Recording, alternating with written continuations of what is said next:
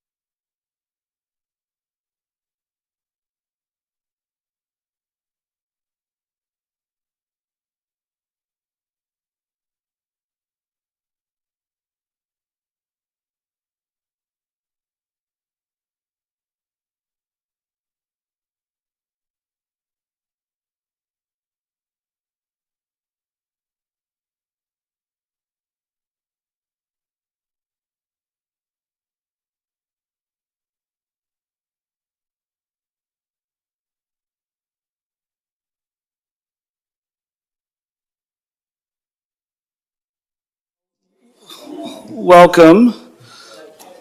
I'll ask my colleagues in the room to limit their side talk.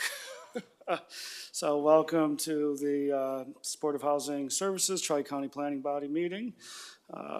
We will start with introductions and then walk through our agenda and dive into our day together. Matt, why don't I start with you? If we could do a round of introductions, then we'll move through the agenda. Matt? Sure. Matt Chapman, co-chair. Thank you. Ebony? Ebony Brown, she, her, co-chair and director of Greater Good Northwest. Thank you, Ebony. Zoe?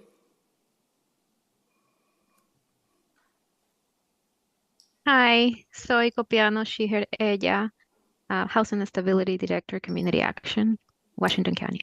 Thank you, Nicole. Hi, everyone. Nicole Larson, she, her. I am a city liaison for Imago Dei Community and a licensed clinical social worker. Thank you. Counselor Lewis? Hi, Christine Lewis, she and her pronouns, Metro Councilor, District 2. Thank you. Monta? Hello, everybody. Monta Knudsen, he, him pronouns. I'm the executive director over at Bridges to Change. Thank you. Chair Smith? Judy Smith, Chair, Clackamas County Commission. Thank you.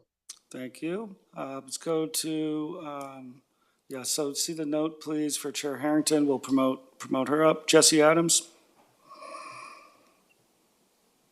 Hi, everyone. Jesse Adams. I'm on the strategic projects team at Washington County. Thank you. Vahid?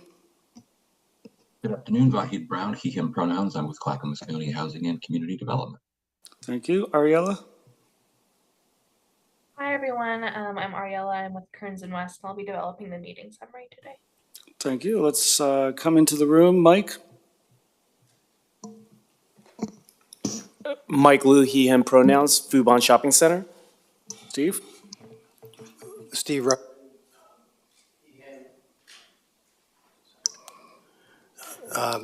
Member.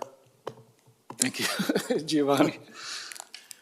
Giovanni Bautista, he, him, his pronouns, Associate Housing Policy and Planning Coordinator with Metro. Thank you. Abby? Abby Ahern, she, her, Housing Policy with Metro. Malia? Malia Dieter, she, her pronouns, Housing Program Assistant with Metro. Thank you. Liam? Liam Frost, he, him. I work for the Housing Department at Metro.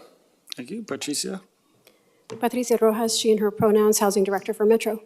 And then let's come back to our remote participants. Chair Harrington, press *9 to unmute.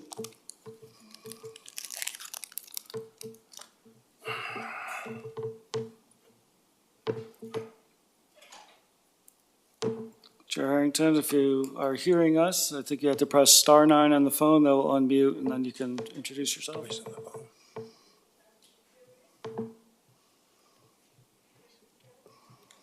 Well, Chair Harrington is here, Chair of Washington County. And last but not least, Commissioner Jaipal, when you sit down, you can introduce yourself. Absolutely. Is this on? Yeah. Sushila Jayapal, she, her pronouns, Multnomah County Commissioner. Great, thank you. Did I miss anyone? Ben, I think I could hear Chair Harrington, but at a very low volume. Oh, there she is. So Chair Harrington, do you want to try? Hi, this is Catherine Harrington. Can you hear me? Yeah, we got you now. Thank you. Thank you. Welcome. Okay, well, let's move through. We'll take some time to remind folks, for those in the room, we have exits in the back. We're on the second floor, correct? If event of emergency, we'll meet out at, well, what used to be the courtyard. Where do we meet now? Along the street? Okay.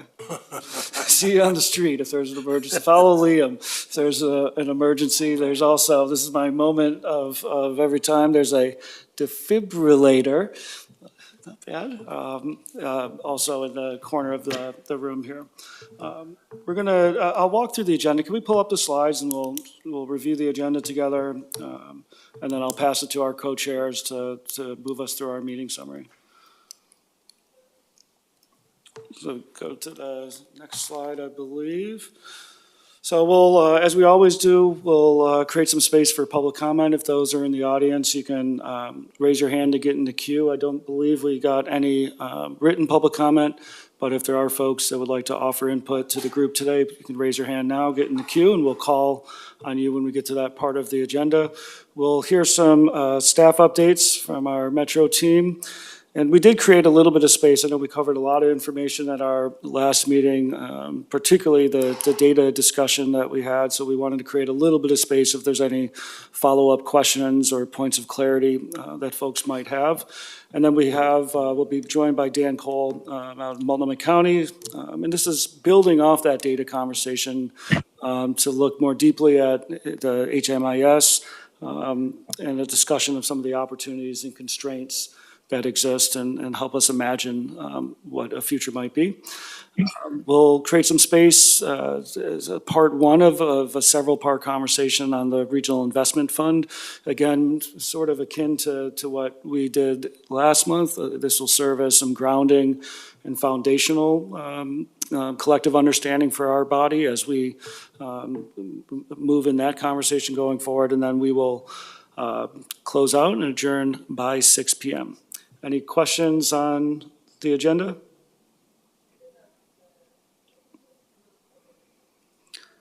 Not seeing anyone or any questions. So Matt and Ebony, I'll pass it to you to put forward a motion to approve our August meeting summary. Motion to approve our August meeting summary. So motion by Ebony. Do I have a second? Second. Second, Mike Lou. All those in favor of approving the August meeting summary, say aye, raise your hand. Aye. Any opposed or abstentions? Okay, not seeing any, we'll consider that approved. We're going to move into public comment, so this is a space for those in the audience to provide input to the group. It's not a space for deliberation, but what you bring forward can and should inform the work of this group. So I'll ask if there's anybody in the audience. If you're on the phone, you can press *6 to raise your hand. Otherwise, just raise your hand and we'll promote you for public comment. I see, that's Chair Harrington's hand, I think, right? The 490? Yes, okay. Yeah, it should come down. There you go, okay. Last chance for public comment for those in the audience. Not seeing any, we'll move on from that part of our agenda. I do want to let Mercedes sit down first, and then I'll pass it to you, Mercedes, to introduce yourself. Hello, Mercedes Elizalde. I use she and her pronouns. I'm the Director of Advocacy at Latino Network. Great, thank you. So let's move to staff updates. So Malia, I think you're gonna, again, pull up slides, right? Oh, Gio's got it. Is it to you, Abby? Yeah, staff updates. Okay, I'll give a few and then I'll hand it to Liam to give his staff updates. So a couple updates on some of the goals. For landlord unit recruitment, our team met with Focus Strategies yesterday. They're trucking along. They're on track to present to TCPB in November as planned, and we'll talk about that at the end of the meeting too. They're working on some focus groups right now. They've completed some work with Multifamily Northwest and some providers and housing navigators, and they'll be having more focus groups over the next few weeks. As far as coordinated entry, contract with Homebase has been finalized, so we're excited about that. And there is some momentum from the existing current learning collaborative that is meeting around Built for Zero work, so there's some good momentum to bring into that coordinated entry work. And then living wage is really just getting started, but we also have a contract with Homebase for that work. Liam? Great, and I'll just add to Abby's first point about focus strategies. We met with them today. They're really off to the races, and we'll be wrapping up that work in the next few weeks. They're beginning their analysis as well as they're going along with the focus group. So we're really encouraged. We're excited about their analysis, and they will be the first ones to come and present in the 6 goal sequence, apart from technical assistance, which is a unique little snowflake, which I'll talk about now. As you're well aware, we've talked about the expansion of our housing department a number of times since Metro Council approved the budget last June. That included a new team that will be sponsoring technical assistance for the region and eventually training for frontline workers in line and in response to the TCPB's goal area, or 2 goal areas there. And so I'll be coming back with a staff person named Ash Elberfeld, familiar to some of you, who has moved into this team as a program manager. And we'll be talking about where that team sits and how it will interact with you all over the course of its development in the next year. On the healthcare integration front, good afternoon, Sahan. Welcome. I'm not sure if anybody caught it last week, but there was an announcement by the state that they are changing the priority population from people with severe persistent mental illness to folks who are at risk of eviction and homelessness. That's a big change. It's obviously significantly different in populations, but it also means we need to rearrange some of the tables that we've been sitting at. Mindy Statlander is going to be arriving late, but Mindy, myself, Patricia, Alyssa Craigie, and Jess Lawson, among others, are going to be reshaping those tables. In addition to that, the home-based contract is going to be providing project management for that work as well. So those are our updates on the goals, right, Abby? Thank you. Patricia. All right, I'll give a very brief organizational development update. As Liam mentioned, Metro Council passed or approved for us to bring on 22 new FTE this year, and we are making progress on that. I'll share that we have hired in the last 2 months about 7 employees, and of which 6 identify as BIPOC. And we're thrilled to have every single person on the team, really very strong background and a lot of talent and a lot of heart to do this work. So, one of those positions is a management position for communications. So we are very happy to announce that Israel Bayer is our communications manager. And I won't steal Israel's thunder. Do you want to say a few things? No? No, so okay, I guess I will. So Communications manager. Israel has been doing this work in the community for a very long time, is a strong leader, besides being a communications expert. You may know him from Street Roots, as he was their director for many years. And then most recently has been doing more international work in North America with over 30 publications. So anyway, we are very fortunate to have Israel on our team, who started on Monday, and he's off to the races. So additionally, we hired an admin supervisor. Their name is Lo Miranda. So we are working towards just building up our team. And again, the purpose of our expansion is to support the success of our county partners and our role of oversight, accountability, and our growing body of policy work here in the TCPD. So super exciting times, both externally facing with Israel and more internally getting our shop in order and creating structure with Lo as a supervisor, supervising program assistance and admin support.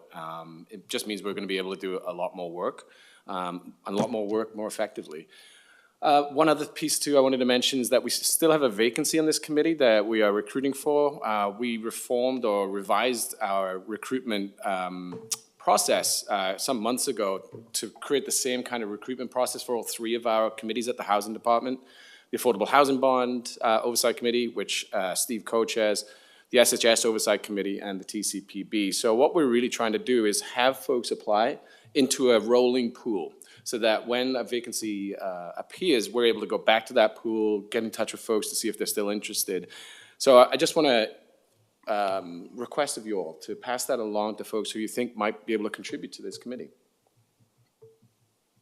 I forgot to mention, actually, now that you mentioned that, we also have a few recruitments open right now for positions, so please get the word out. We're going to be bringing on 3 managers, 1 for SHS, 1 for the technical assistance team, capacity building team, and an ops director.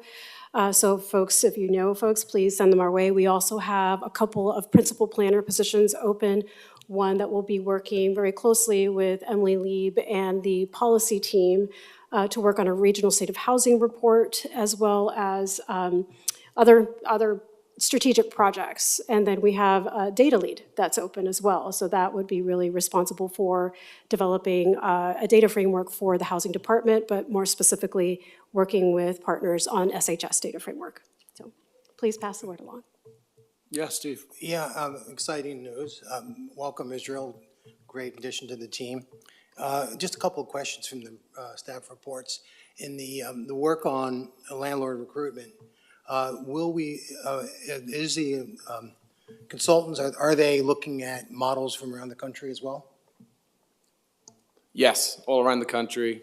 So doing a macro assessment as well as a micro assessment locally. And the second one was on a health one. I think it's good news. I mean, I would imagine if we're going to look at people at risk of homelessness or losing their homes, people with chronic mental illness are also still in that population, correct? Like, our A and B. There is overlap there, yeah, for sure. But I think, I'm speculating, but I think what it really comes down to, given the conversations we were a part of and overheard, was the fact that the Medicaid waiver is limited 6 months of rent assistance. And so to use that effectively with population A, especially folks with acute disorders, is going to be difficult to weave in, first of all. So that first priority population is going to be those folks who are at risk of eviction and homelessness. But it also gives us a different channel to continue working with HealthShare and other health care agencies to begin alignment and even integration in some of the systems for that population that we've been working towards before, Steve. And Steve, if I can add to that, so while there is a lot of, we would like to see more overlap with population A, we also know that only 25% of our resources with SHS can be used for prevention. And so there is I'll just say a benefit there to the work and still a need for us to coordinate and work across systems. So we'll continue those conversations to Liam's point. Was your initial question, were they looking at other countries? Was that? No, other countries would be great too, but I was thinking other models in the country. Oh, in the country. All right, sorry. I just wanted to make sure. Okay, other countries too. Let's. Yeah, expand the scope. There you go. Yeah. Any other questions on the staff updates? Oh, now I can't see Ebony. I can only see my Ebony's hand raised. Ebony, jump in. Yeah, sorry, my hand's been up. I thought you were ignoring me then, as you do, but it's okay. No, I just wanted to, since we were kind of like talking about vacancies, I wanted to propose the idea of, since us co-chairs were appointed, maybe this year we would like to have them elected by this group, or voted on by this group, and create some space for equity and also just changing up the vibe. So I don't know if anybody would be interested in that. Maybe we could send out a survey, Metro, to see if we'd be interested in that. And yeah.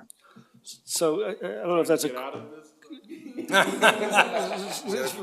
first one to talk. Sahan, can you introduce yourself? Welcome.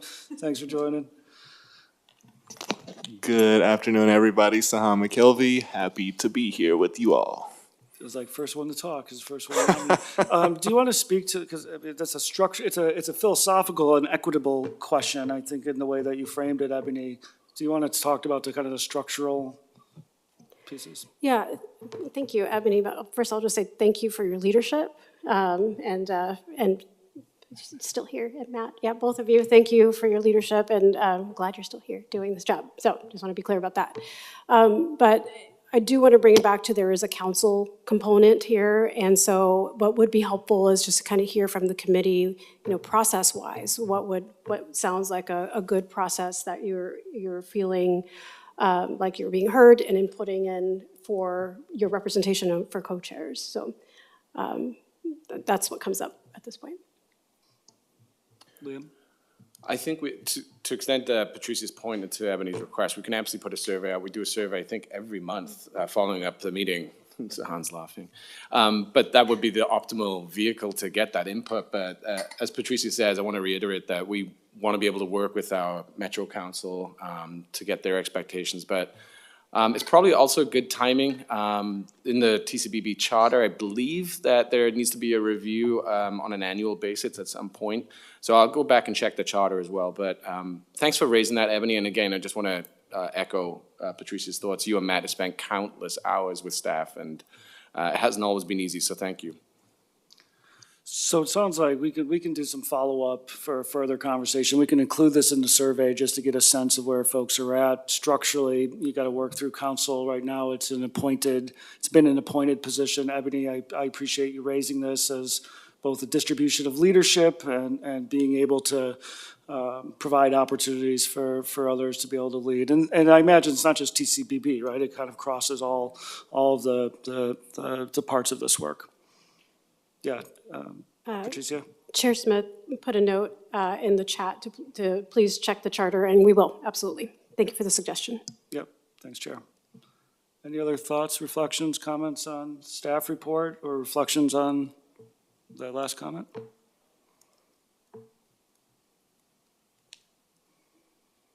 Okay. I believe then we can move in. Abby, I'm going to pass it to you to, or actually, no, we were going to do meeting questions first, right? Yes, we wanted to create a little bit of space. I know, folks had a chance. There were several folks that responded to the survey related to the last conversation we had as a body.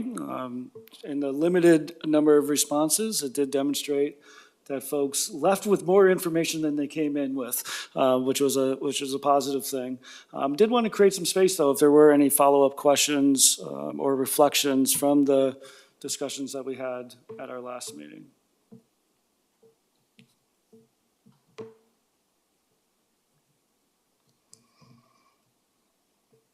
Okay. Commissioner Jayapal, please. I'll just leave a comment. Is it on? Okay, thank you.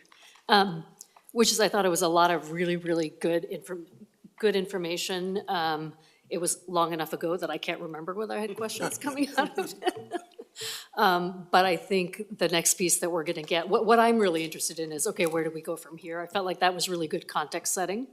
But the next bit around, okay, what are the challenges? What do we want to see out of this work and out of what data can do for us is what I'm interested in. Yeah, thank you. That's a good segue into the conversation we will be having. Other thoughts or reflections?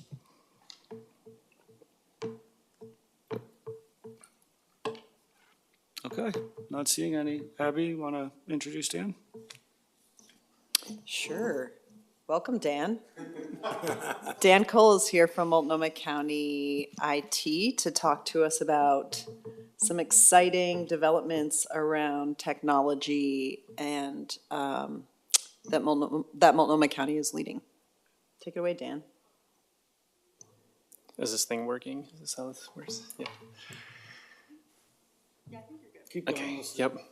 Well, thank you for having me here today. And yeah, I wanted to talk about the HMIS, and I understand from your last meeting that Abby gave you guys a pretty good preview of some of the sort of how the HMIS works and sort of the context for the HMIS and how it's used.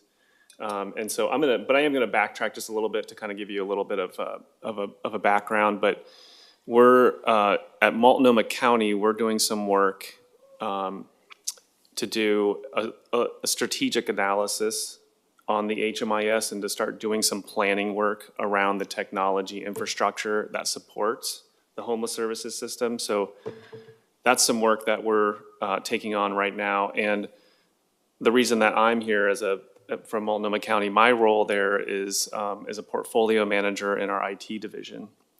And what I do is I work with the Joint Office of Homeless Services to help support their technology needs. But then as well, my team is also taking on the administration of the HMIS from the Portland Housing Bureau. And so my team is not only thinking about Multnomah County, but also thinking about what all three counties need in terms of their technology to support this work. And so that's some of the reasons why I'm here today talking to you as opposed to maybe someone from a different jurisdiction. But if we want to jump into the HMIS background, the next slide. So what is the HMIS? The HMIS, from HUD's perspective, is the Homeless Management Information System. That's where all of the client level data is stored from a technology perspective in our in our region and actually nationally, each continuum of care is responsible for selecting and designating their HMIS software solution. So that's just the standard, and that's how it generally works.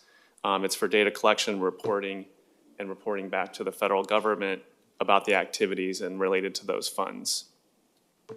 We can go to the next one. So what is the HMIS for our area? It looks different in different parts of the country and in different states. For us, we're using a product that was called Service Point for many years, and now it has just been rebranded to Community Services, I think officially and finally. They actually did all the rebranding this June or July, and it is owned by a company called WellSky. So WellSky is the company that runs the Community Services solution, and actually WellSky is kind of a software conglomerate that has lots of different products quite a bit in the healthcare space. It is considered the single repository of data of who is engaging in the homeless system, and is funded by each of the 3 counties. It contains the most up-to-date information on who's getting services, what services they're receiving, and by which service providers. It contains a ton of data, but first name, last name, demographic information, living history, family information, and much more. It also contains stuff that's funded by basically any sort of engagement in the system is primarily housed in that, even if it comes from HUD funding or not, generally. We can go to the next one. Our HMIS and our trike in this area was originally launched in 2006. And there's a reference there for the iPhone was launched in June 29, 2007. So if, as a frame of reference, we've been using the same product, and a lot has happened and a lot has changed in the technology landscape from them. That doesn't mean that the product hasn't changed or evolved or matured, but it does give you sort of a sense of how long we've been on one singular product. Not only has technology changed significantly in those years, the homeless services landscape has changed, and you all know that better than me because I'm coming from the IT side, but community-based organizations need better functionality. They're asking for case management, care coordination, and not just HUD reporting. And so that's part of one of the primary drivers for some of this work. And there's also a need for oversight, metrics, analytics, and actually, even imagine a world of predictive analytics and forecasting and actually future looking. And then, new funding sources, obviously regionalization of services in some levels, data sharing across the systems, behavioral health, coordinated care organizations, state of Oregon, Metro, et cetera. There's many different spaces in which data needs to flow across this spectrum of care. And Multnomah County taking on the role of the HMIS administration and technology support this year is a change. It's been housed at the Portland Housing Bureau since 2006. The Portland Housing Bureau ran it for the entire state, but then has since split off, and so there are different HMIS instances in different there's 3 or 4 different flavors of that, but Portland Housing Bureau doesn't really do that anymore, and so we're moving off of that. So the next slide, please. So when Multnomah County took on or started to take on this role, we've been working on it actually for quite some time in terms of intergovernmental agreements, setting up the governance structures, setting up payment structures, working with the vendor to set up contracts. So we've been working on this for a little while. The one thing that's sort of become apparent is that there's a sort of a collective interest in changing things and a collective interest. I would say there's not a collective understanding of all of the problems, but there's a collective motivation and interest in making some strategic decisions and movements around technology and how it's supported, all of the data. And so, and honestly, just in my position, I've just heard tons and tons of complaints about different things. And so one of the questions that has come up for us is, where are we going? Certainly we know where we've been, but do we know where we're going? And so that's where some of this work has sort of stemmed from. So we can go to the next one. So we started to embark on this concept of a strategic technology analysis, which is really a forward-thinking view of the technology and the supporting infrastructure that supports the work. If you go to the next one. So we know that, we need a longer range view. We know that things have changed and there's a lot of capabilities out there. But what we also don't have is a shared understanding of our current limitations. We need to think about capabilities is where I'm what I'm thinking about is what capabilities do we need? Not necessarily what tools, not what technologies, but what do we need it to do for us? And so thinking about it from the perspective of capabilities starts to paint a picture of how do we, where do we want to go? We also know that the market has changed. There are new players in the market. How do we compare to those new sort of software systems? How do we align with that? What are the opportunities there? So those are some of the concepts we're thinking about. And we're also changing the mindset from a monolithic system to more of an ecosystem of technology and tools. If you want to go to the next one. So you can't see that super well, but I'll sort of describe it at least on the screen here. So when we think of like the ecosystem concept, if you look at the top, or at least in the center is the HMIS. That's like the software. That's like one part of that ecosystem. That's where maybe all that data is. But then there's the part of the need for reporting and business intelligence, which is really how do we get the data out? How do we use it in combination with other data sets? How do we analyze that data in much more sophisticated ways than maybe we have in the past? And we're getting outside of the tools specifically that are embedded within any given product.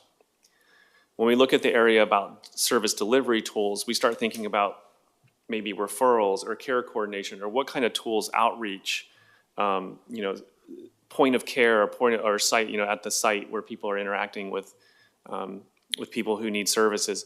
How do we, what tools are needed in that space? And then we've also heard from providers that they don't want to double entry data into our system and theirs.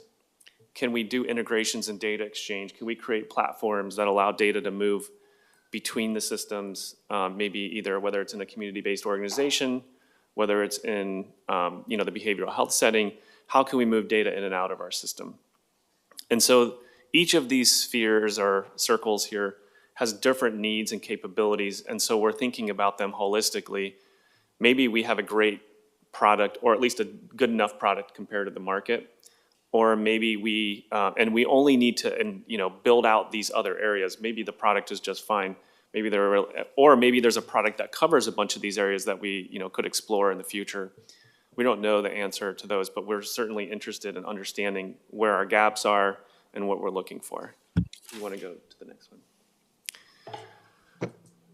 So we're engaging with Gartner as a consulting firm. Gartner is very well known for doing technology work. They're a large company. They have some very specific expertise that we've been able to, that we're going to be working with down in both Los Angeles and San Francisco. And so we have a team of people that's getting started. And we're going to go through this sort of technology analysis process, and I'll sort of lay out some of these pieces here.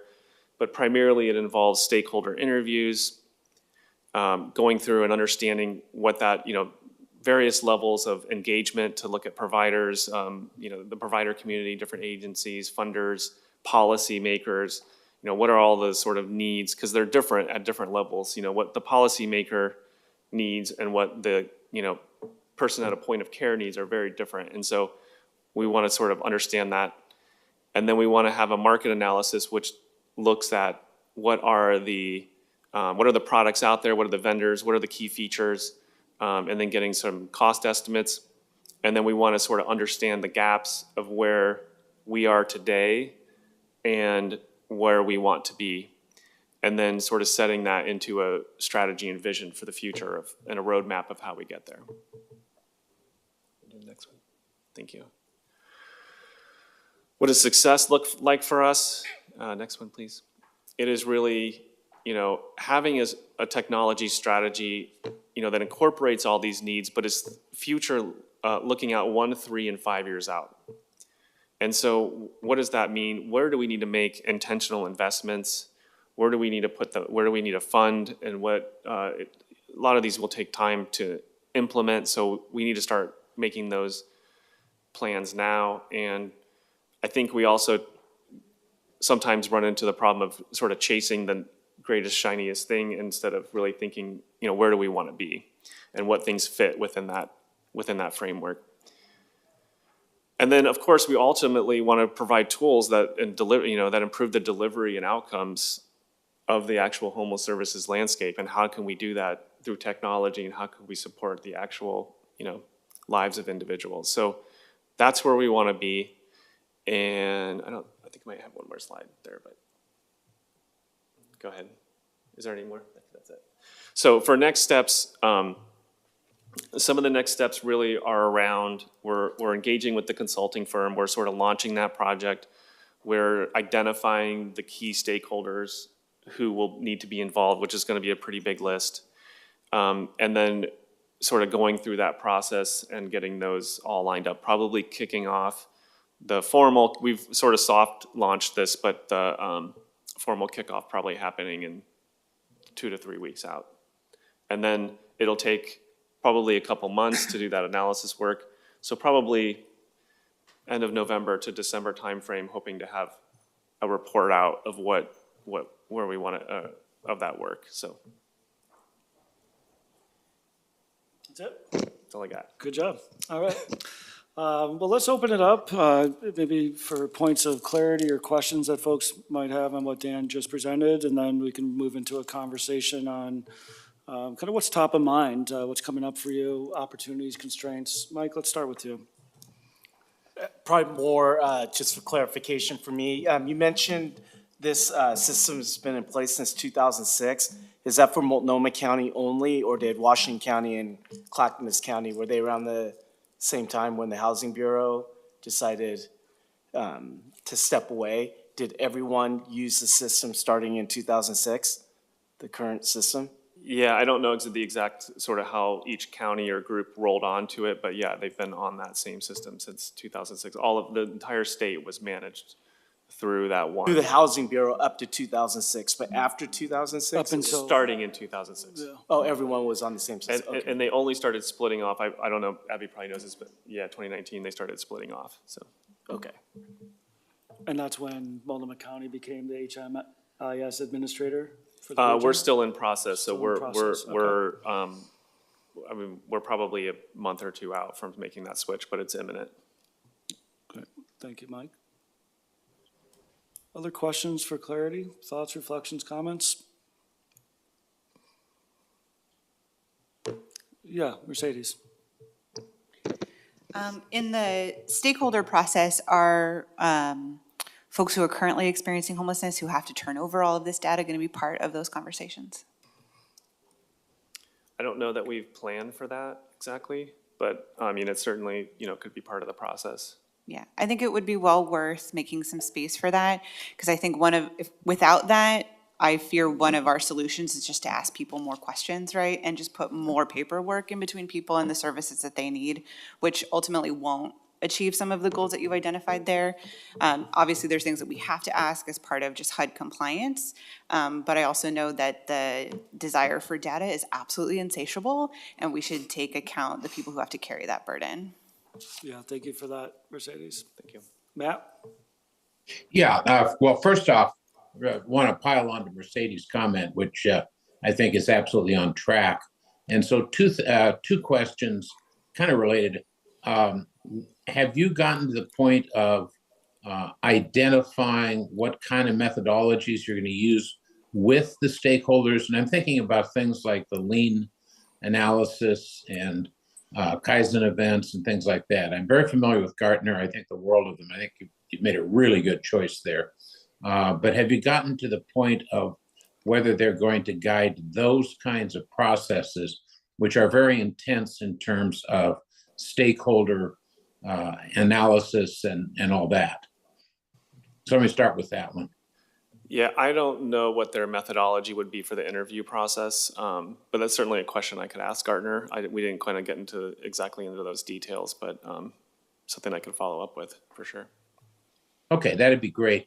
And the other question's more general. I don't know how familiar you are with TCPB, but this is a very comprehensive strategic analysis that you're about to engage in, and I think that's terrific. What role do you see for TCPB in all of that? I mean, where do we fit, if we do, within what it is that you're engaging, and where should we be focusing our attention as it relates to data? So I mean, I think that's a great question. I think one of the reasons to be here is really because of the group that you represent in terms of the broad stakeholder part of it, but also too, I think there's some of these investments I think that need to be made into the future are, you know, sort of tri-county wide or regional wide. And so I think there's, I think there might be opportunities for some, for the work here to start thinking about, you know, how do we make technology investments that all of the groups benefit from? And so I think that's where there's sort of some interest. And I think as well too, I know from my conversations with Abby and others that, you know, how the data flows, what systems are involved in how do we improve the quality of the data and the metrics, and how do we, you know, all of those sort of needs come from technology investments, because there's a system that we use today that is just absolutely limiting our possibilities. And, you know, we can't move data in and out of it. There's all these kinds of things that are happening on the ground which impact, you know, what you're thinking about at this level. And so in some ways we can't get past some of these things without making some of these investments, and they're not small investments to be made. So I think there's, you know, future conversations around where could all counties benefit, and what you know, and what are policymakers thinking about to do that. So Liam? Yeah, I'd also like to take a crack at answering that question too. I think there are potentially two ways in which the TCPB could be involved in some of this. And one is, you know, you strike me as like the architect of the matrix right now, Dan. And I would love for you to kind of return every 6 months or every year, whatever the group decides, to just give us an update on the progress of the work that you're heading. And then two, I think some of this work is probably going to show up in the goal area of coordinated entry, and even perhaps the healthcare systems integration as well. I'm looking at you, Abby, nod and validate what I'm saying. Thank you. I was kind of being facetious, but I looked at that one slide, Dan, where there was that Venn diagram of 4 circles, and it immediately popped up to my mind that coordinated entry is going to be in there as a user interface with that with HMIS there too. So, Matt, I think it's inevitably going to come up as part of the work here, but also it would be good to have a touch point with Dan along the way, just to hear what's moving forward, because ultimately I think it's great for you all to have a level setting and a common language with which to talk about what is happening in the data systems and data itself. Yeah, thank you, Liam. So let's go. Mindy, would you want to say hi? Welcome. Good to see you. Want to introduce yourself verbally too? Yeah. Oh, sure. Hi, Mindy Statlander, part of the team at HealthShare. Happy to be here, and apologies for being late. Great, thanks, Mindy. Vahid, please.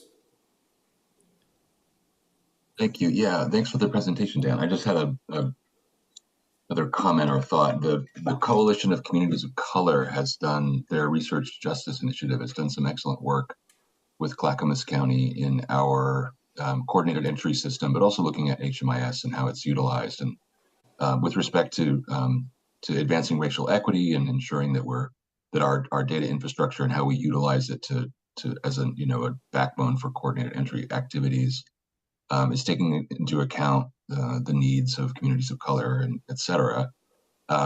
They have years of experience, the Research Justice Initiative, in this issue, how administrative data is used and what it means, and how it excludes or is experienced differently by different communities. They're a great resource for Gartner to engage with in this process, and thinking about that as a component of looking at changes. Yeah, thanks for that resource. Any reflections or? No, I really appreciate that, and that's certainly something we can bring back to the team. my role primarily is focused on the nuts and bolts of the technology and the infrastructure and the tools and the tool set. So I think, when we get into, certainly I'm here sort of having this conversation with you, but the other county partners also have their data teams and their data experts, which are really more focused on how the data is collected, how the data gets represented, how it meets programmatic requirements, how it makes sense operationally. And so, I think that, those are the kinds of things that I think they would certainly be interested as they develop the stakeholder group. And those groups will be primarily responsible for identifying the key stakeholders. And so, but I appreciate that, and that's certainly something I will bring back to the team. So thank you. Thank you. Christina, I see you joined. Do you mind saying hello? Introduce yourself. Hello, everyone. It got too dark suddenly. Yeah, you turned off the lights on us there, yeah. I opened the curtain.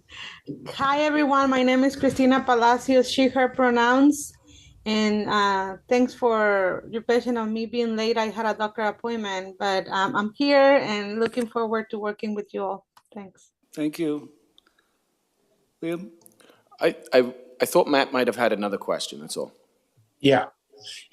Actually, it's a pile-on to this last little exchange causes me to think something. Liam, relative to the idea of having Dan or whomever back, one thing that I think would be just especially helpful is to have as I recall the Gartner process, which is a very strong one, identifying the process, that their processes or their aspects for stakeholder engagement and things of that sort is kind of typically the first sort of thing that they do, because obviously without that information, they can't, proceed very far. So you had mentioned, Liam, in terms of maybe in 6 months or a year or whatever.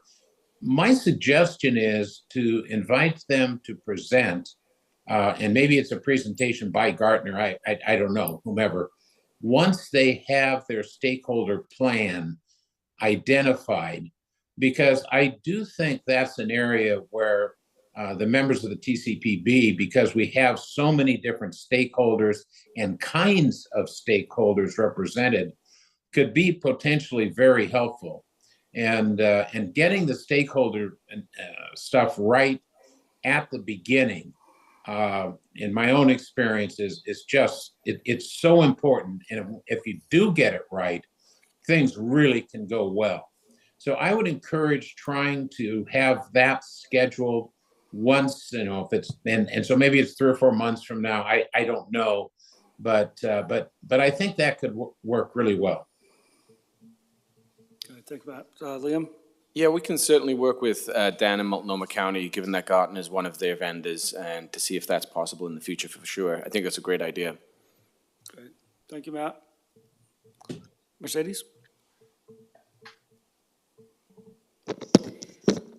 On the kind of provider stakeholders, I think it's also good to keep in mind that there are sometimes people who input data into HMIS and people who collect data from clients or potential clients, and they're not necessarily the same people. Because I think that there's like 2 types of functionality at that point. I think about when I used to do intakes with folks, like if I had a situation, for example, where I couldn't skip a question, it become very difficult because I'm trying to have a dialogue with somebody who's just like new to me, which means I might actually skip around in the questions. And I think that's the kind of thing that would only come out if you're talking with somebody who does that kind of regularly. And I think also thinking about how how technology is part of our solution, but not necessarily always. Just a personal reflection during the one night count this past year, we had an app and I honestly didn't like it because I'm sitting there looking at my phone while I'm talking to somebody and it felt bad.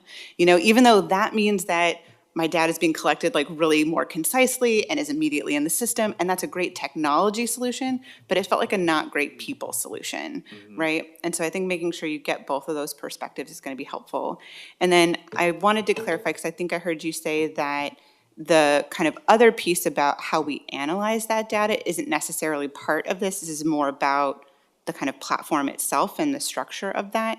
But and so maybe this is a question for like our other county representatives, but I am interested to know in how we're going to improve the data analytic capacity within the counties, because your providers put the information in, and then counties really get to see across all providers. And ideally, right, we get to see across the tri-county area in those bodies of information, that like it's somebody's job to look at that and say, what is this telling us? Because I do feel like that's missing. And I think that's why we have a lot of elected officials who feel like we don't know anything about the people who are out there. It's like, actually, as you mentioned, we know a ton, but we don't have a data analytic capacity that's helping to answer questions when they come up across providers. So where is that kind of body of work happening? Well, I think, so the way you're speaking about it is exactly how we're sort of thinking of it, but we turn that into a capability. So what the capability is that we do need the ability to see across different maybe counties. We do need the ability to draw better policy choices, or policymakers need this kind of data. And so that's the capability we need. And then we sort of decide from there, well, what supports that capability? And we know that there's certain types of technologies that we might need to do that. And so, that's where we don't really specify necessarily like, not, X, Y, and Z of a system needs to do this or that, but we start talking about, well, we need the ability to do outreach, and people need tools, mobile tools, or whatever that looks like, human design sort of style tools, things that they can use in the field that are flexible. Those are the kinds of capabilities we need. And then we sort of then scan the market for who actually fits into that sort of bucket. And so, so we try to think of them more in a term of a capability and what we want it to do. We know we need metrics and analytics and oversight tools. And so what would be the best platforms to sort of support those is sort of kind of how we start to approach it. We also know that there's data integrity issues all along the way in the data collection process. We know that there's difficulty for whoever either collects the data or enters the data. We know that that's a very difficult workflow. We know that people do double entry. So is there a way to streamline, we need a tool that streamlines that issue that we run into. We need tools that do QA maybe in real time that actually can help us sort of figure out where the gaps are and where problems are as things are happening, as opposed to waiting till the end of the quarter when we go through it all. So that's where we're trying to position ourselves. And we know that it's software. There's no perfect piece of software. We just look for better pieces of software than maybe what we had, or that fits more of those checks more of those boxes than maybe not. So that's kind of how we approach it. Christina? I apologize if this was already spoken or if this is not the right place, but when I think about data, one of my biggest concern is what questions are being asked that are not comfortable for immigrants and refugees. Some of the questions, for example, when we talk about data, is about race, and Latino, a lot of times it's not there, or Mexican, just as why, or, other ethnicities, but people don't, a lot of times they don't feel included, or they feel excluded because they cannot identify with the choices that are given. Another big one is about income and residency. When there is data collection, a lot of times, like, you're a resident of Multnomah County, and people automatically think is if you're a resident of the United States, and that's a barrier. People, it's not, they feel uncomfortable. Sometimes they just don't, they tell you yes or no, but always they're afraid, especially with public charge, though that's not a thing anymore. People are always concerned about jeopardizing their path to citizenship, because when they're called for services, any services, whether it's $1 or it's like whatever amount, that people are afraid to when those questions come up, because they feel it's compromising themselves for their family or their immigration status in different ways. So I guess my question is, I'm glad that data is being collected and is being centralized. Is there a way that the questions that are being asked are prepared in a way that is including people, not excluding, and it doesn't have those questions that, for one of the things that I remember when I was collecting data and I knew that I couldn't serve somebody because their immigration status, I wouldn't ask them like, are you a citizen of the United States? What I will ask them is, we help everyone, but there's different resources for somebody. And I always told them, you don't need to answer these questions, but I'm gonna give you two resources. One resource is for undocumented community members, and another one is for documented. You don't need to tell me your immigration status. I'm giving you the choices for you to call and decide who you're gonna call.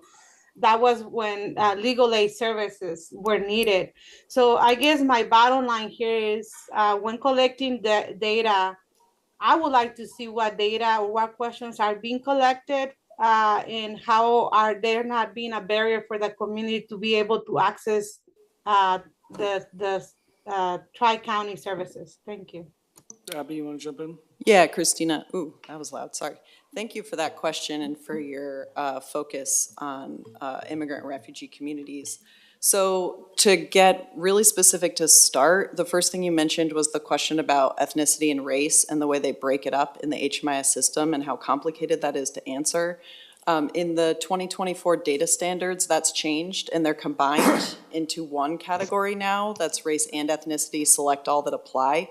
So we know from things like that HUD does listen when we provide input about things like race, ethnicity, questions about gender and LGBTQ status are ones that regularly shift. And so that's something that every 2 years HUD provides an opportunity to give feedback, and they are making changes. As far as your other comment about the various circumstances in which you have a question down, but do you ask it that way? How do you ask it? What's the best way to approach it? I think what Vahid was talking about with their work with coalitions of communities of color and Unite Oregon was really centered around a lot of that, not just some questions are just in the system. They have to be in the system the way they are, but you don't have to say them the way they are in the system. And that's really about training and making sure that all your end users who are asking those questions, to Mercedes' point earlier, know those things and know how those questions then translate to the data itself. So it is an issue. I think training the vast group of people who are doing this question answering and data entering is challenging. I've personally done that work before, but that is the direction that a lot of folks are heading, and I know that Clackamas County is leading that with working with those two groups to keep those issues in mind as they're moving through the technology.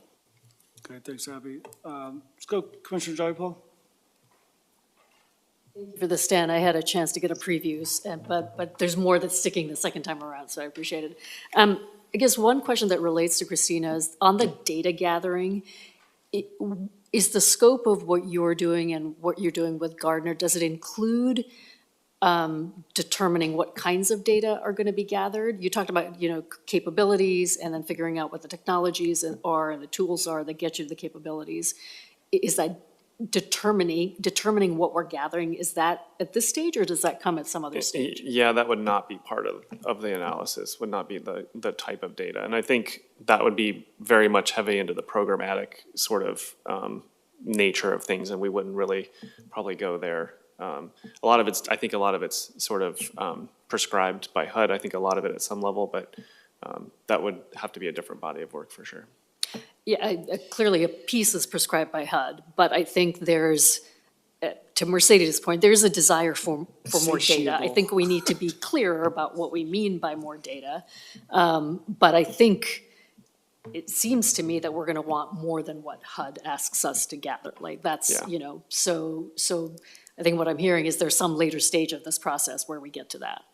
Well, for me, it's more of a capability of flexibility to add and remove data as needed and to be able to do sort of different data sets that are more impactful or useful to, what's happening here as opposed to maybe at the national level. But so to me, that turns into a flexibility. I don't know if I don't know of a project or anything underway where, where they're going to be looking specifically at the data, but I just might not know about it in terms of what data is being collected. Okay. Yeah.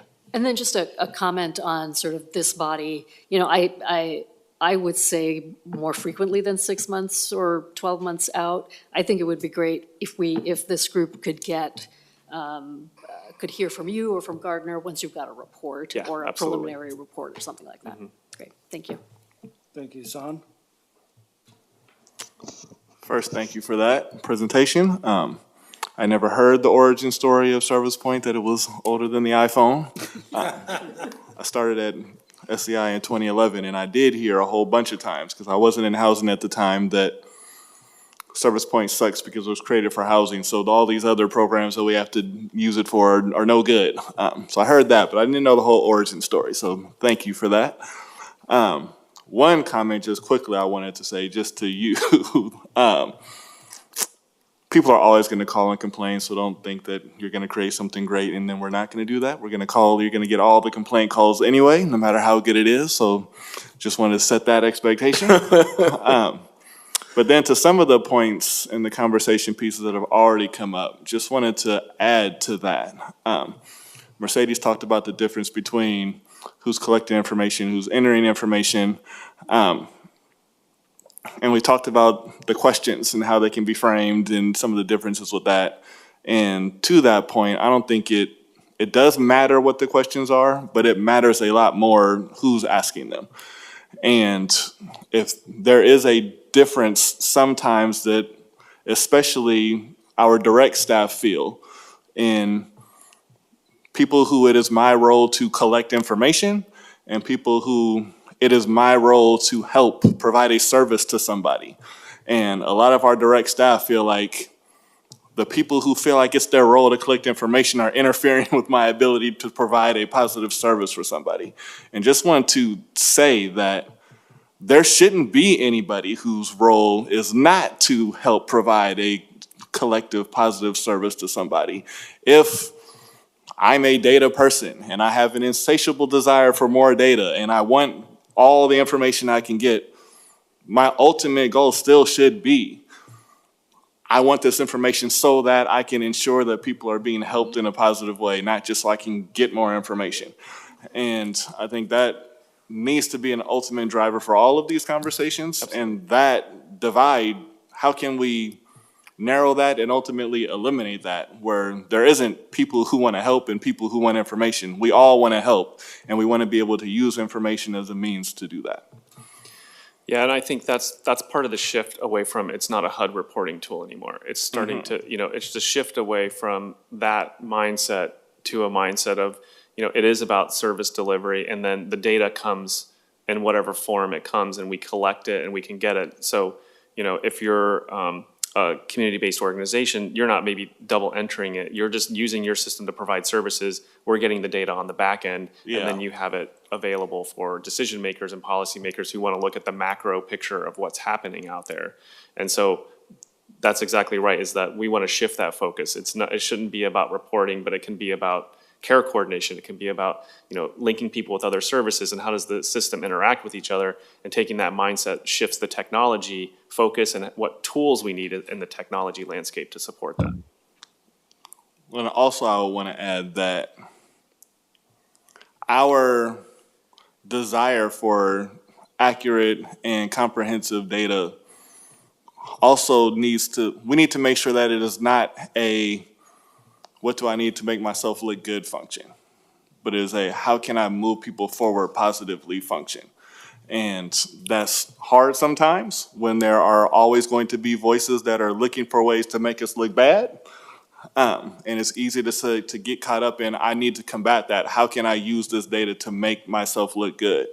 But our ultimate goal needs to be, we are trying to receive, collect, analyze, and utilize data that tells a story of how we are helping people move forward. Not necessarily, I need this because somebody is telling me that this isn't what's happening and I need to make myself look good. So just that overarching point of view, needs to be infused into all of these different conversations. The conversations we're having about how can we train people to ensure that we're asking questions in a way that is best received and that allows us to get information. But ultimately, the goal has to be, how can we help people move forward and not any other motivation? Yeah, thank you, Son. Let's go Liam, then Matt, then Christina. I actually want to create some space for folks to respond to Hans' comments and come back to me later. Okay. Reflections?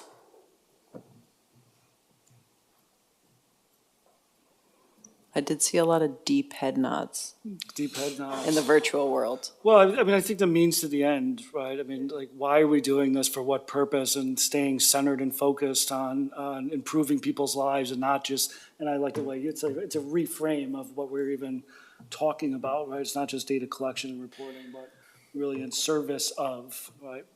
To kind of validate that too, or validate my own self here at Sans, like I've been doing the policy level work for a long time, and I always come to this question: to what end?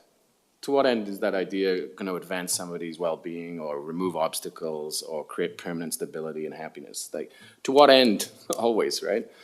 So thanks for bringing that up. I really appreciate it. I also wanted to kind of clarify at this point in the conversation too that.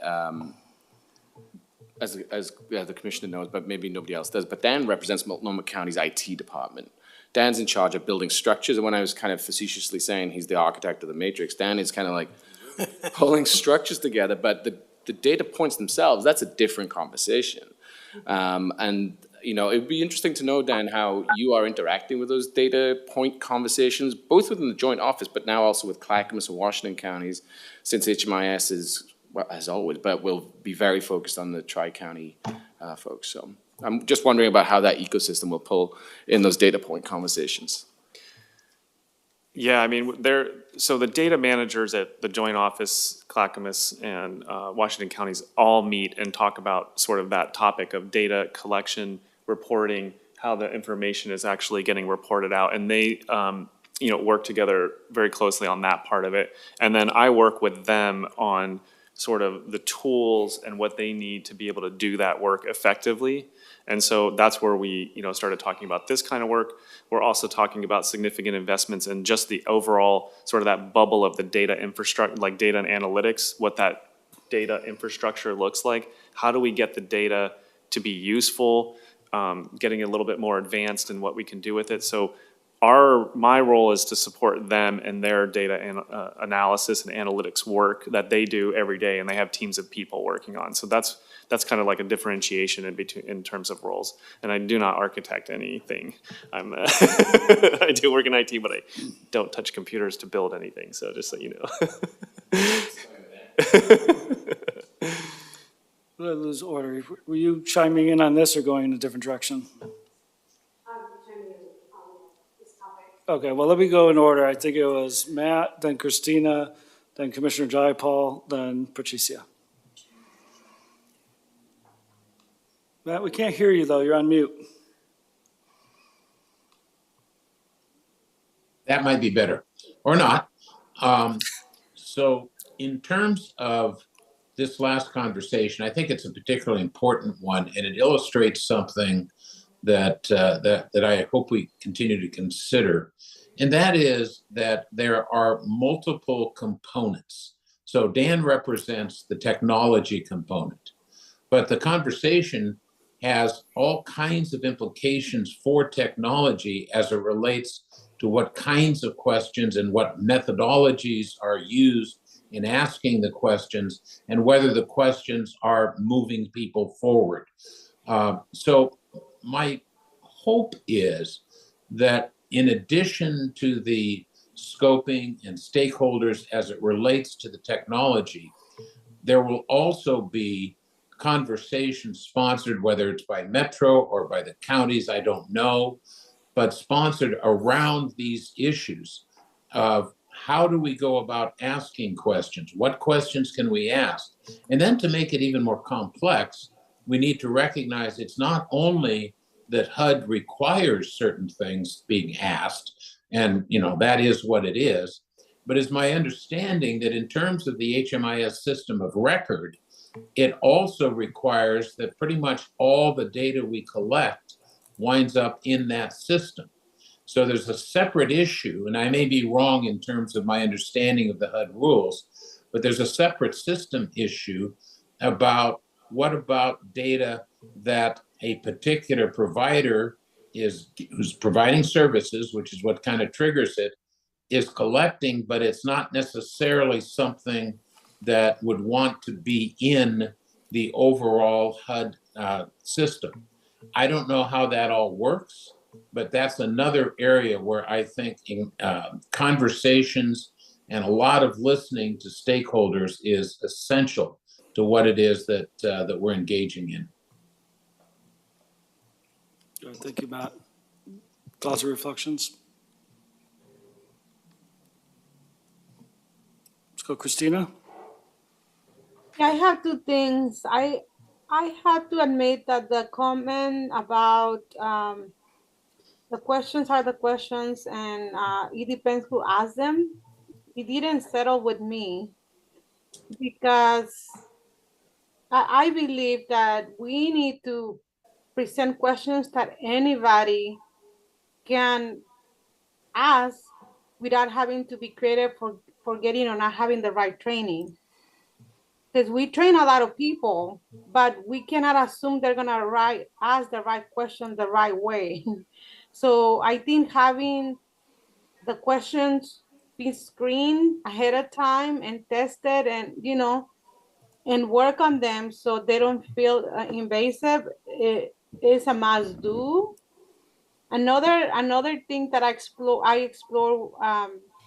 being a service provider or, you know, helping people on the ground in data.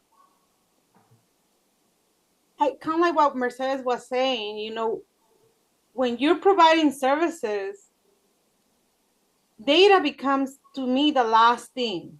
You know, people want help, they want to say what they want, what they need right then.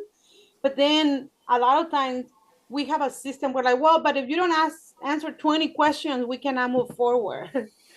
and that's not good for the community. So I think having giving the organizations intake specialists money so there can be intakers and then the direct service community members, that is not on their workload. Their workload, to me, there has to be two different roles. One is to serve the community, and data comes second place, but it's still like, yes, collect the data, but I don't know. I think there is room to explore ways to do both, but without having to put that burden on the community. We're like, answer 20 questions before I can move forward. Thank you. Yeah, thank you, Christina. Yeah, I can just Jump in. respond. There are required questions that the federal government gives us that we have to ask, and every entity has to ask them around the country. And those are the ones that they change and they write the standards of. So we have to ask those questions in order to receive that funding. But certainly with any local questions we develop and any other questions developed specifically for coordinated entry systems, which there's a lot more leeway on, that's certainly thought of what the actual question is and making it a really thoughtful question to begin and not just relying on training. But unfortunately, we don't have all the power there. And so we do have to do what we can to set people up to ask questions in a really responsive way, in a culturally specific way. In order to use the system the way it needs to be used. I think there's different models, and you're thinking about who asks the questions and who answers it. There's different models in different organizations for how that works, and I think there are some models where folks are splitting up some of that responsibility to give service providers more time to do the work that they're best at. Yeah, and I think, you know, just reflecting back, Christine, I think, Dan, what you described around the capability might be flexibility to adjust and adapt questions. And then I also just hear, Christina, you making, you know, there's the reality of practice and how this is structured when it actually happens, and drawing some distinction between that initial intake and, you know, providing service in real time where you don't want to have to answer 50 questions before I get my need met. So I'm hearing you, right, that's a multi-part conversation, not just about the capabilities of what HMIS can do, but what does it actually look and feel like operationally as you're actually working with real human beings in the field. So thank you for naming that. I want to come to some folks. Chair Harrington, I think you have a hand up because we have some folks we haven't heard from. And Zoe, we haven't heard from you. And then I'm going to circle down this row of folks if that's okay. Chair Harrington?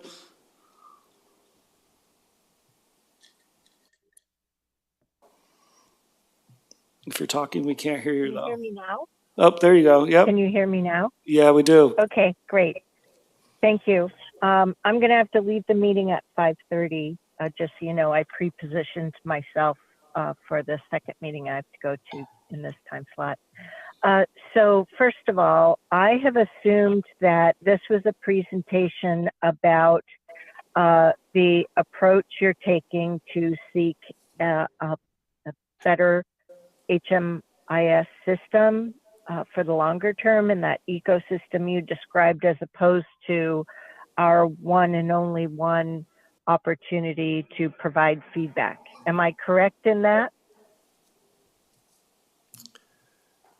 I'm not Sorry, I quite sure didn't I hear the understood the answer. question. Sorry. Are you asking if this is the only time for So- feedback, Chair? Yes, yes. No, I think in terms of the feedback process, that will launch in a few weeks, and I'm sure there will be people who will be able to be involved in that conversation. This is not a feedback onto, what is needed for the HMIS in any way. It's more just to explain the project, explain the work ahead and what we're attempting to do. Yeah, That's what I thought, which is why I thought it was unusual we were getting into the how many questions, the time for the questions, blah, blah, blah, because that should really come out of some of the stakeholder interviews, in my opinion. That makes sense, and I think it's inevitable that that will be part of what you hear from stakeholders. And it's, I guess I would just offer this is an open opportunity for folks to reflect on what they're hearing, what they're experiencing, what they're concerned with, what they're excited about. But I appreciate the process check. Well, because I do have some input I would like to provide from my standpoint, but I don't want to take up more meeting time on this topic for it. So if I need to just call somebody and give a data dump of it, I'm happy to do that versus do it on this call today and hold up the rest of the agenda. I think we can work with the Metro team and staff and figure out maybe who on this group could be part of that input process and how that might look. Obviously, we do want the feedback from this group at some level. We are constrained in terms of how many interviews we can do, and there's just so many different angles and interests and a ton of great perspectives. We just only have obviously so much time to do all of the interviews. So. But we can engage with the Metro staff to figure out who's the right sort of group here. Okay, Jesse Adams, just follow up with me, okay? That would be great. Thank you. Thank you, Chair. Absolutely. Thank you, Chair. Let's go Zoe, and then we'll go Commissioner Jayapal, Sahan, Patricia. Yeah, I just have two things. As a longtime user of service points since 2013, I have seen before and after the millions of questions that we were doing before, and how many times I thought about the operability and capacity that I wish and I wish I wish I have that to better serve my person that I'm trying to house or that I'm trying to connect. And then just seeing that that's going to happen in this system, it's just exciting. And the second point on the data and collection and stuff, I'm speaking about my county, but we went through a very thoughtful process on face assessments and then coordinated entry, what you need for things, homeless, no income, and the hearing, from people of colors, cultural. I have Christina before, and many times the resistance of people answering questions that are uncomfortable or that are make you afraid, and the stakeholder meetings that it's going to happen is going to bring that a lot. And obviously the trauma-informed approach that the staff needs to be having when you are asking questions, and the cultural sensitive and culturally responsive ways that you need to approach when you're doing this work. But overall, I'm feeling very, very excited. Just a little quick example, when we are doing, for example, the case conferencing, and then you have somebody on coordinated entry, that entry coordinated entry a month ago, and then it happens that you match them with a supporting service program or voucher, but the person is not off-site, you can't find it, but you're pretty sure that that person probably some other provider, some other outreach was in touch with that person, because it's living in the county or moved to another county, and you're not able to see it. I feel like that interoperability and sharing of data is going to provide a lot of effectiveness to this work. So I personally very excited. I'll just make a quick comment, Zoe. That's something that the coordinated entry regional alignment group is exploring, the idea of like, oh, if we can't find someone and we think maybe another county might know where they are, what can we do about that? So that's a really important thing that we're tackling in that area. Yeah, thank you both. Commissioner Jayapal? Zoe's comment was actually a perfect lead-in to what I was thinking. And I did want to respond to what you said, Sahan, about, our needing to be really clear about why we're asking for specific kinds of data or technology. And I should say as a caveat, I realize that I probably use data and technology interchangeably, and I need to get a little more precise about that. But Zoe's, what I think about as a policymaker when I'm thinking, I wish I had that data, I'm thinking of always like to what end, and the end is to improve services, make better decision-making around investments. Those are a couple of the examples that come up most frequently. And one of the other things that strikes me is that some of the data I'm thinking about is perhaps data from people, the people that we're trying to serve. So what kind of housing do they actually need? What level of service do they need? Not everybody needs the full range. A lot of people need a lot more than we're providing them. How do we figure out and match service level to the people that we're serving so that they can be successful in housing? And then some of the data is system data. It's not something we need to get from a person. It's about what were the barriers? Why were we not successful at moving this person into housing? Was it because there was an expungement that, is it expungements? What is it? Like those sorts of information, maybe I should call it information rather than data, that are in the system itself. So those are the kinds of things that I am thinking of. There is a reporting function. I mean, I think we can't pretend that there's not a reporting function. We are accountable to the public, but as we figure out what information the public needs to understand whether we're being effective or not, I think we come back to the same question. Those need to be pieces of information that are moving the services along as well, right? They feed each other. So, thoughts. No, thank you, Commissioner. Sahan?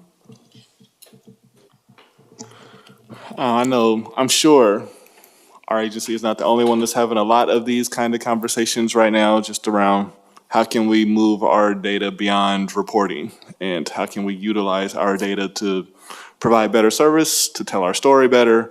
But just want to point out that a lot of the conversation we're having right now is, like, Dan, love what you're bringing, just how can we use current technology to do this better?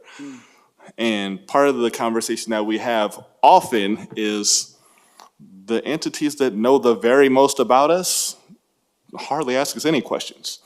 Like, there's social media companies right now that not only know your demographic information, but they know your likes, your interests, your priorities, everything about you, and they know that because just from observing your virtual life.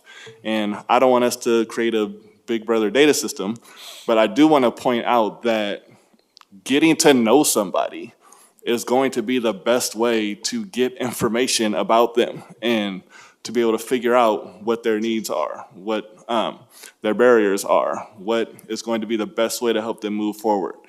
And as we're going through this, again, that, just to echo what I was saying earlier, that needs to be a piece of what our focus is. Because if I engage with you more, I'm going to know these things. It doesn't have to feel like an invasive interrogation.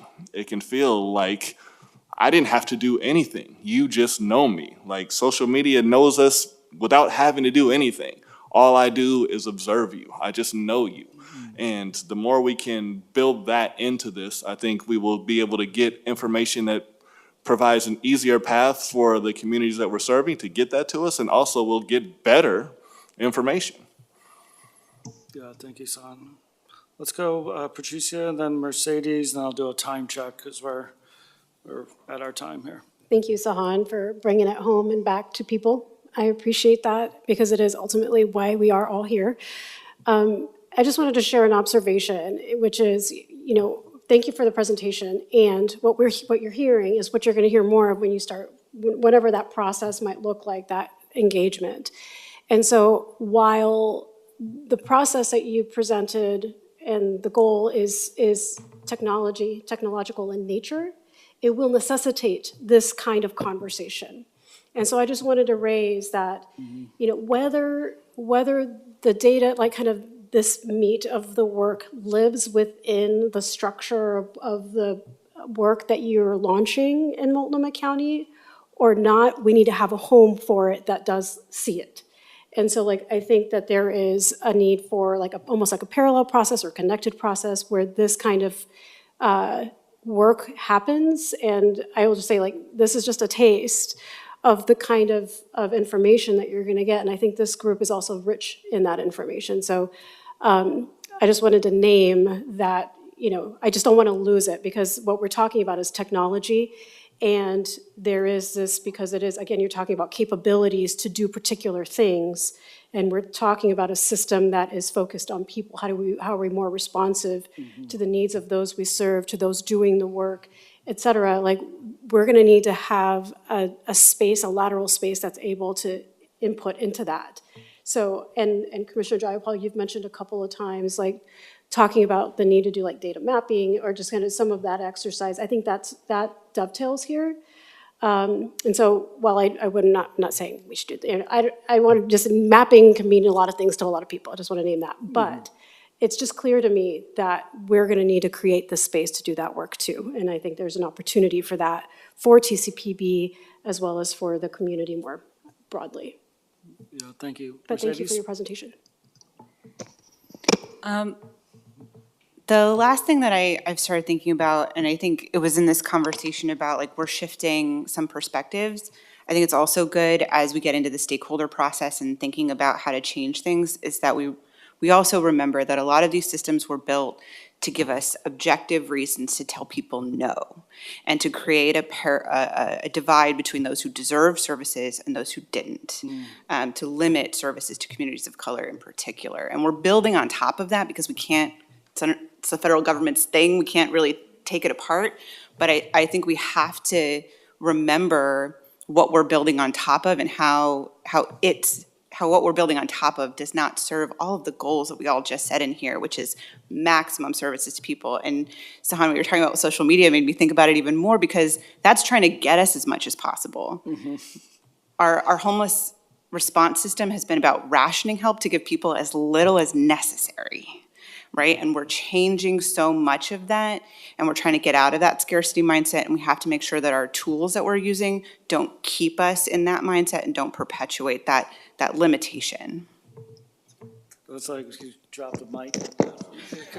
No, thank you for that. That was really powerfully said. So we're at time. I'll reflect just really, one, I think, Dan, you could probably take away there's incredible interest of this body and future conversations and some of the things, and I may or may not miss some of the pieces that the folks brought. Certainly, I think Matt's first question around the methodologies that Gartner will be using as they kind of design their process, that's kind of a report back ask.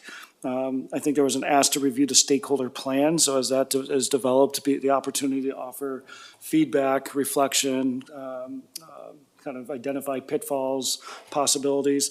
I think there's a clear ask to come back regularly. And I don't know if that's you or if that's, we'd love to have you back, or whether that's the consultant team, to help continue to inform and make sure this group is tracking those kind of capabilities as they're identified.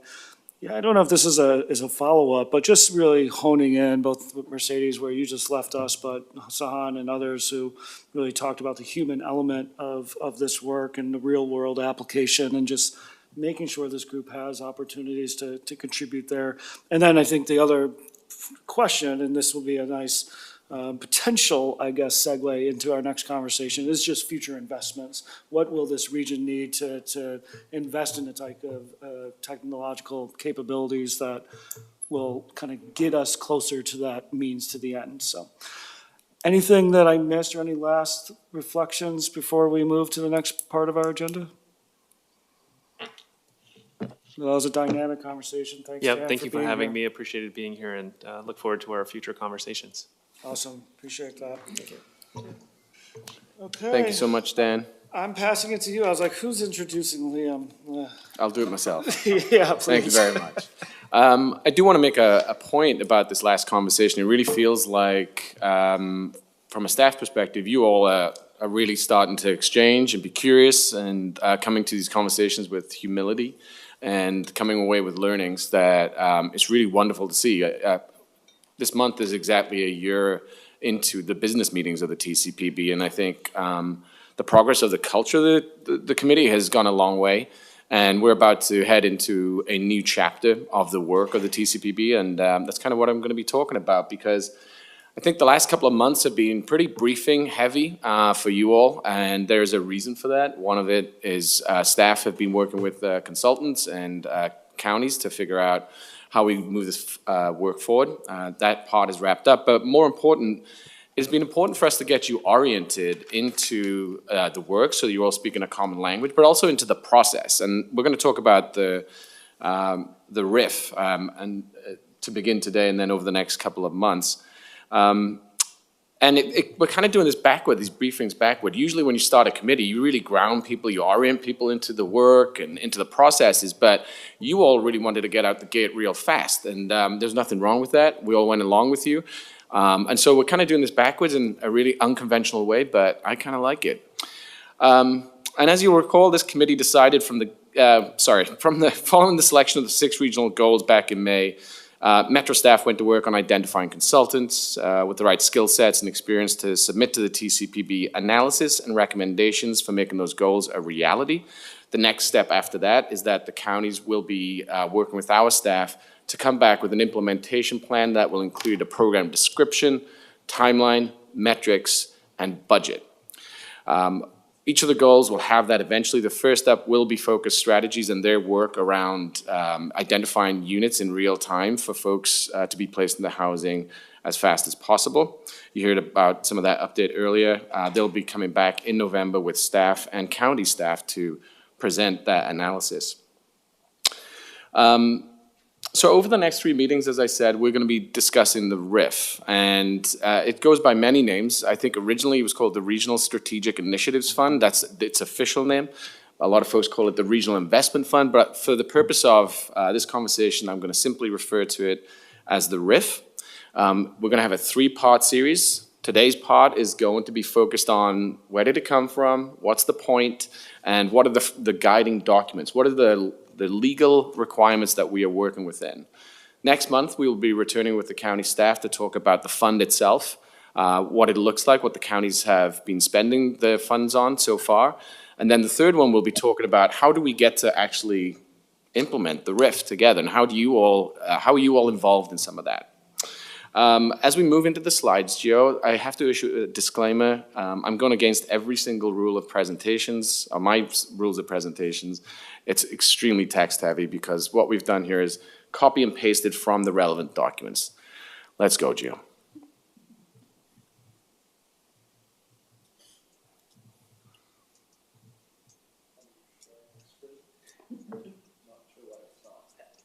Oh, there it is. Just gotta be Brilliant. patient. Next slide, please. So this is where it began. And let's remember the TCBB itself and the RIF are very, very unique concepts and entirely the product of conversations within the Here Together coalition, which sponsored the initial movement towards the SHS measure. And it's kind of worth understanding why the TCBB and the RIF were included in the ballot measure at all. And it was developed thereafter with the 4 jurisdictions, but it was originated in that coalition. And I remember seeing Mercedes there and a few others at the time going through this, and the commissioner too. The supportive housing services measure recognized that homelessness and housing instability isn't one single jurisdiction's issue alone, but a regional issue. You all know that. That's why you're here. People have been losing their homes and becoming homeless in all 3 counties for a long, long time, and historically, until very recently, with few to no services at all to turn to. And so while each of the 3 jurisdictions continues to receive allocations from SHS and scale up their services, they've also been working together on tri-county initiatives. You've heard about the regional long-term rent assistance voucher, the risk mitigation program, and most recently, the first ever regional point-in-time count. And those are all candidates for RIF funding over the first couple of years. But the TCBB and the RIF were included to accelerate that work, to kind of make it happen faster, to identify the places where we could connect tri-county collaboration and then fund it. And that's what this is all about. So next slide, please, Joe. So you'll see that the ballot measure passed in May 2020, and then the 4 jurisdictions got to negotiating the IGA in the middle of the pandemic. It was intense. I think some of us around this table were there from the start. And what you have here is the beginning of a section that is specific to the RIF itself. The 2 excerpts from the intergovernmental agreement. You should know that the IGAs are all identical, and they serve as the primary contracts that describe the entirety of each party's responsibilities in administering the SHS initiative. So it's not just the RIF. It includes committee governance, legal remedies, financial reporting, responsibilities, and all the rest of it. And in this section, 8.3.3, you have the requirements that the 4 jurisdictions must abide by with regard to the RIF. You'll see on this slide that the future launch of the TCPB is contemplated, and the flexibilities for counties to use RIF dollars is allowed until the counties have been provided a tri-county plan from the TCPB. You'll recall that this committee opted to generate that plan iteratively, so meaning we didn't begin our work by working on a plan, but rather we set the goals, and we are going to go as fast as we can with each of the goals. And each of those goals will eventually represent a chapter of that plan to be approved by this committee and the oversight committee. So once that happens, that's when we get to excuse me, my county friends would chastise me there, but approving investments of the RIF. That sounded convoluted, that piece right there at the end, and I just want to give folks an opportunity to kind of ask some clarifying questions as to what I'm referring to. Unless we're all good, I can move on. Well, maybe I'll ask one. So if, is it chapter by chapter, or do all the chapters have to be complete before this kicks in? The Chapter by chapter. Chapter by chapter, okay. Yeah. So for example, let's talk about a real world example. The readily available units goal, that's the first up, it seems. That's when we're going to go through the next part of the process of receiving that briefing from staff, county staff, metro staff, and focus strategies in November. And then we'll get to work with the counties on developing an implementation plan that will include those 4 elements: program description, timeline, metrics, budget. And that's where that RIF conversation is going to come in the future meeting. We're going to move on to the next slide, please, Gio. Mindy, do you want to ask a question? Yeah, sorry, I was slow on the finding the raised hand button. Just a quick question. You said, Liam, the counties approve the plan, or this, No. Yeah, can you clarify what the negotiation process is like? Well, I hope it's not a negotiation process. I hope it's a collaborative process. taking the landlord or the unit availability goal, Focus Strategies will come here in November, present their analysis. We will then have a discussion with the TCPB around your thoughts about those analyses and about those recommendations. And then it will be on the counties to develop a proposed implementation plan for consideration by this committee. As a part of that implementation plan, it will include a budget, which is entirely allowed by the RIF, and the RIF will be funding that budget sometimes, other times not, but it will be up to this committee to approve that financial investment. Does that make sense, Mindy? I know that Patricia wants to contribute. More helpful, thank you. Yeah, if I can just add a little bit more on, so that discussion where the consultant comes in to share recommendation, landscapes, like learnings from that work, I expect to be a full dialogue with this group. And I do expect some back and forth. So Yeah.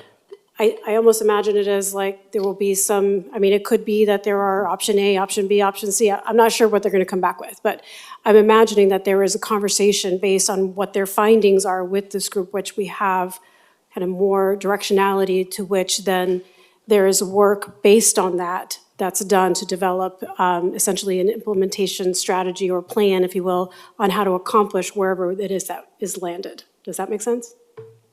Okay. Steve? Yeah, and it's going to be interesting to see how this goes, because I think it'd be great to hear this information. We come up with a summary, a recommendation. Then the counties, I think you said, Liam, go back and make a recommendation on budget.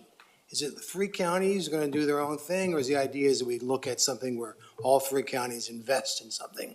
So I think, my hope is that the sum is greater than all the parts. That's a great question, Steve. You're not going to like my answer, but it will depend on the initiative. So for example, let's take the example we keep using about readily available units. A lot of it will depend on the analyses that Focus Strategies has developed. The intent of this funding and this body is to provide regional solutions or tri-county collaborative solutions. And I think that's my answer for now. Yeah, thank you. Yeah, Patricia? One more piece on that. I mean, I think it's important to distinguish that part of the reason why 3 independent kind of plans, if you will, the counties going back, is because budget authority and how that works, right? So I think while there may be a collective strategy, there still is like that implementation and budget allocation at the county level. And so that's kind of where how I think about where those 2 meet is that distinguishing factor. Great, thank you. Let's keep going, Liam. Thank you, Ben. And thanks, Patricia. You'll see that there's a provision here bolded that allows the counties to look back on expenses that could be apportioned to the RIF. Again, think about the work I mentioned earlier around the regional long-term rent assistance and the risk mitigation pool or program, sorry. And I know that at least 2 of the counties right now are engaged in this work of looking back and potentially making a reallocation of its budget, and they will be coming back in October to discuss those expenses that have been made a portion to the RIF thus far. Next slide, please. And this is the last document in the series here. So we had the ballot measure, the IGAs, and the charter that governs this body. It's pretty simple. It builds off of or continues from the IGAs that the responsibility of this body is to approve and monitor financial investments by county local implementation partners from the Regional Investment Fund. Pretty simple, but the IGA language is really the most detailed and provides the more detailed governance and guidance. And I think we have one last slide, Gio. Thank you. So in sum, counties have to contribute at least 5% of their SHS allocation towards the RIF, and the TCPB is required to approve and monitor county expenditures after the TCPB has developed goals and provided the counties with a plan detailing those goals. Thanks for the clarifying question earlier, Ben. We are considering each goal, once it's all been approved and the implementation plans have been approved, as constituting that plan. It's going to be a living plan over time, so we don't have to wait. We want to get going as fast as we can. And then I just want to, there might be a lingering question around whether the RIF pays for the work that Metro does. to support the TCBB? Nope. We get 5% from the revenue of the SHS to provide administration of this body as well as other administration for the advancement of the SHS goals. Mercedes? Yeah, two questions. I think you almost answered it there. What bucket of funds is paying for the consultants? Currently, our 5% is coming out of our 5% administrative funds. Okay. And then I don't know. So, and I'm hearing you say that each initiative will kind of have its own separate approval process.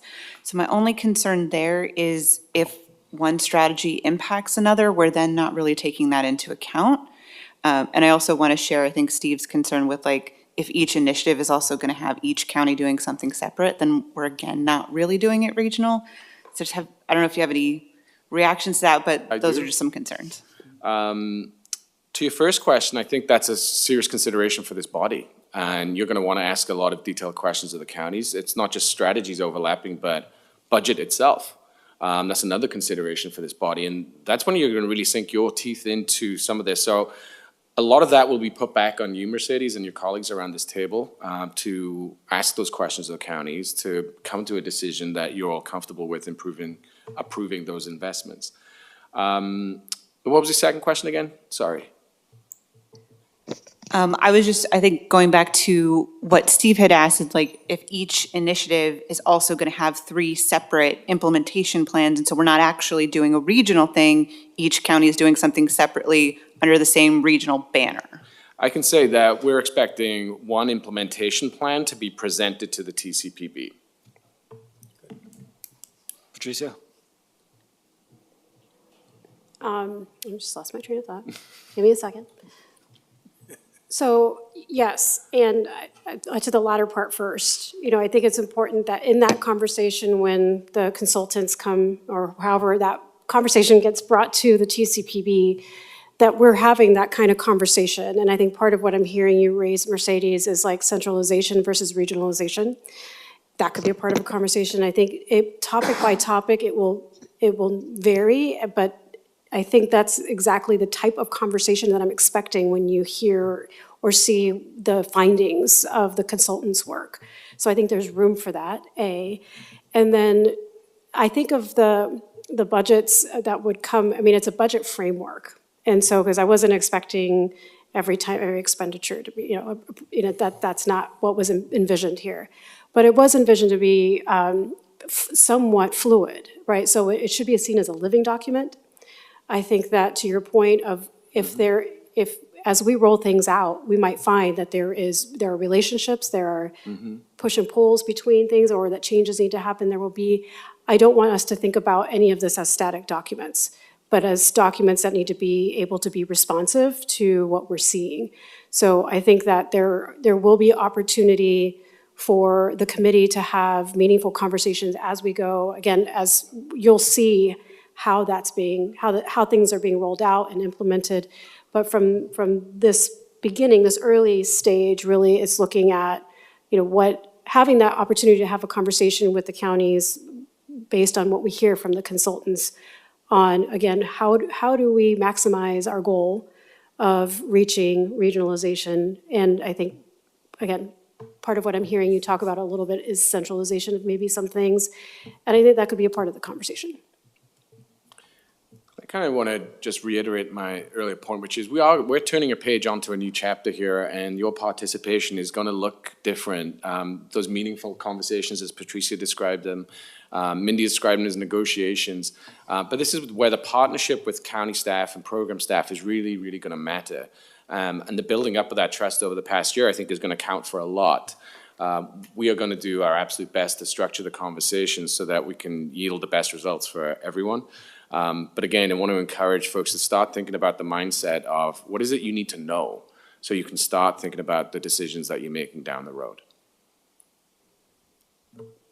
Yeah, please. I think along with that idea of kind of changing tact, I think one thing that's really impeded our ability as a region to, scale up to meet the needs that we're trying to meet is that we tend to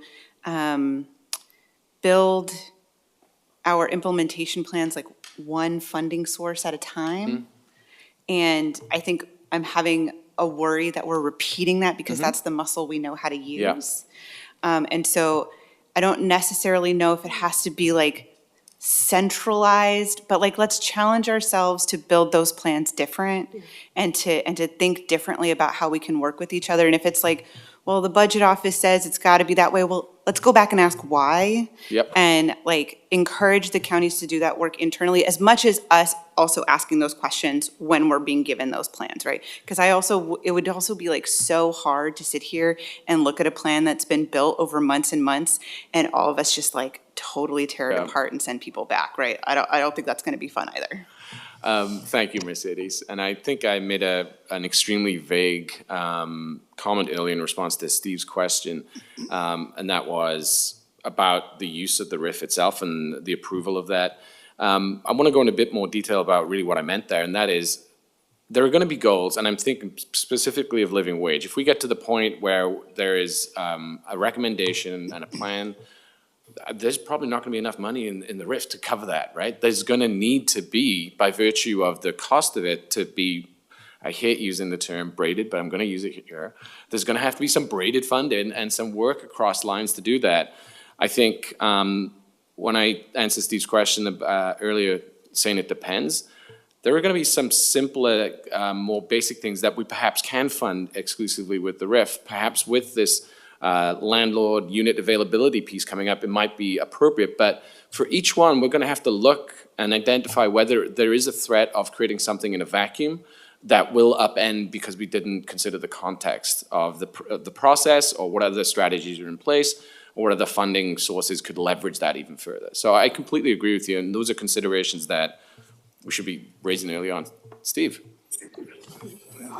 Well, it's time, but it's this is really going to be an important fund, I think. If we're going to be able to see that homelessness is not a jurisdictional problem, it's a regional problem, it's a national problem, you know, we need to really think about doing things differently. So I would hope that there would be some guiding principles to come about what is the region, what's the RIF versus the core monies the county are getting. Why are we using the RIF? I would think they would be for system enhancements, system supports, and maybe some innovations that we want to try. But the core operating money should all be done by the counties. But so I really hope we don't see the RIF as a little slush fund. It's a lot of money in this whole pot, so 5% is still a lot of money. But frankly, there's a lot of funding the counties get. So I think I really urge that maybe you bring back some guiding principles so we have something to judge the initiatives with. So go on, but be brief. I want to use We have 3 a couple- words. Yeah. It's an accelerant. The RIF is an accelerant. It is to fund system advancements. I completely agree with you, Steve. Okay. Yes, not, absolutely. It's not for services, right? Implementation of programming happens at the county level. These are the pieces, I think of it again, I've said it before, there are the bones, which is what happens at the counties, and then there's a connective tissue, which brings us to regional, and that's where those types of things. Okay, good. So, yes, and thank you for saying no slush fund, because I could not agree more. Yeah, let's go Counselor Lewis and then Nicole. Sure, thanks so much. I am feeling like it's really important to acknowledge kind of limited duration of these funds, and that we need to hit quick, innovative test cases that if and when they work can get moved over to county funds. But we are in this space of like needing to move quickly, and as a body we can probably move faster than anywhere else. So let's look at kind of quick hits for innovation. And then secondly, I can't let it go without thinking through our position on braided funds. I think it's really important that whenever SHS is part of a braid, we're the strong thread. We're not the weak thread. Too many times I've heard that we're part of a funding stack that is falling apart. And I think it's for us at SHS to be bigger and stronger so that the funding stacks are made whole. Yeah, thank you, Counselor. Nicole? I had a couple questions. One ties to that, to just know if there are any time limitations on the RIF, first of all. And then secondly, just a request as we move forward, if it's at all possible to frame the presentation around the RIF in terms of clarity of the role of the TCPB in how we're going to engage with that. I think that would be really helpful. Maybe even an outline that kind of describes the process of the RIF, like where we're at in that process so far and where our role kicks in and what that looks like. So when I read the language that says, you know, the 4 jurisdictions can use up to 5% until the TCPB has developed the regional goals, and we've developed the regional goals. And I understand there's the implementation piece, but it's just unclear to me where we're at in the process and what our specific role will be, so that, Liam, when you say, you know, we need to know what we need to know, what do we need to know, and be asking that, it would be helpful to clarify that process so that we can identify what it is that we do need to know in order to be most effective. So I'm wondering, one, hit the timeline, and then I think that's a good ask for the part 2 of the presentation, but jump in, Liam. Yeah, thanks, Nicole. To answer your first question very quickly, that we're on the same timeline as the SHS revenues, so it's a 10-year time horizon. The 5%, at least 5% is allocated to the fund every year. With regard to the role, this is one part of a 3-part series on the RIF, and so in next month's agenda item on the RIF, we're going to go even further to talk about where the counties are at right now, and then talk about the TCPB's role in greater detail and what the opportunities are ahead. So we're not done with the RIF. This is a continuing conversation. And also, I'm more than happy to have a phone call, and we can have a back and forth about it, because it feels like you're very curious about it. Thanks. Yeah, no, it just helps to understand. I just want to be the most responsible committee member I can be. And so it just helps me as it's being presented. I heard you say that it's going to be over the course of 3 months. So instead of it being in November, it's just helpful as I hear the information to identify what our role is as we're going. That's all. So appreciate that. That's, well, a great ask. Well, we are at 6:01. So a great conversation. Matt, I want to offer, I don't see Ebony anymore, so maybe Matt, I'll offer any closing reflections from you. No, I think a very good conversation, and look forward to the next. Succinct, I love it. Well, at 6:02 now, we'll end our meeting. Thank you, everyone. A robust conversation. Appreciate you. We'll see you next time. Thanks. Thank you all. Time flies like crazy. Yeah, I know. Recording stopped. Perfect. Perfect. Maybe something, hopefully. Similar.